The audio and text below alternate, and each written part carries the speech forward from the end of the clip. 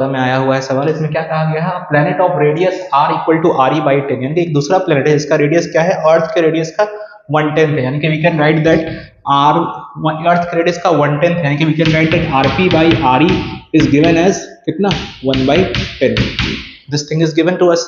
उसके बाद क्या कहा गया है कि उसी प्लेनेट पर एक होल डक किया गया, उसी प्लेनेट पे एक होल डक किया गया और उस होल के थ्रू एक वायर को नीचे झुलाया गया, ठीक है।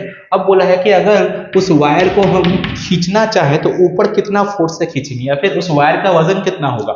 उस वायर का वजन तो चेंज हो चुका है, क्यों चेंज हुआ, क्योंकि जी तो बदल चुका है ना, क्योंकि रेडियस कितना है, रेडियस बदला तो क्या होगा, जी भी बदलेगा, क्योंकि G is equal to what, GM by R square, तो वहां से वो भी बदल जाएगा। तो अपने को निकालना है कि वो जो वायर को हम लोग उस प्लेनेट में छेद करके जो कितना छेद किए हैं, यहाँ पर कहा गया है कि हमने r/5 मीटर का r/5 डेप्थ का एक होल बनाया है। So this depth is actually 9 r/5। तो बोला है कि जो वायर हमने नीचे डाउन किया उस वायर का वजन कितना होगा।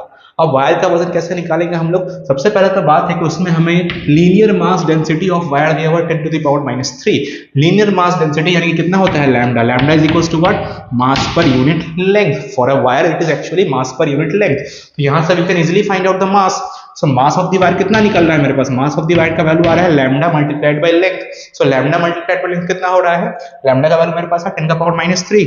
तो 10⁻⁻3 इज लैम्डा, और लेंथ का वैल्यू कितना होगा, लेंथ का वैल्यू जो एक्चुअली आएगा वो कितना है, लेंथ का वैल्यू है, ये तो कितना डेप्थ है इसका, अगर छेद है r/5 का तो वायर का भी तो लंबाई r/5 ही ना है, तो वहां से वी कैन राइट। अब r का वैल्यू कितना है 6, तो r/5 का वैल्यू कितना होगा 6/5। 6/5 का मतलब 1.2 10 का पावर 6, 1.2 10 का power 6। This is the mass of the wire. Okay, so mass यहां से कितना आ रहा है, मास यहां से आ रहा है 1.2 इंटू 10 का पावर 3 मीटर, ठीक है। This is sorry KG, this is the mass of the wire.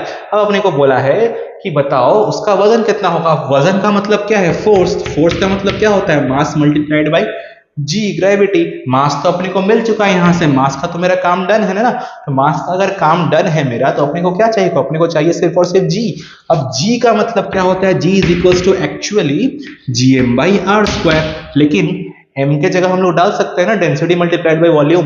तो डेंसिटी मल्टीप्लाइड बाय वॉल्यूम डालेंगे तो कितना बन जाएगा, डेंसिटी मान लेते हैं rho multiplied by volume, that means 4/3 pi R cube, और नीचे कितना था आर स्क्वायर, मल्टीप्लाई होगा तो क्या बन जाएगा, मल्टीप्लाई होगा तो ये सिर्फ और सिर्फ आर बचेगा। So we can see here that g is directly proportional to r, which means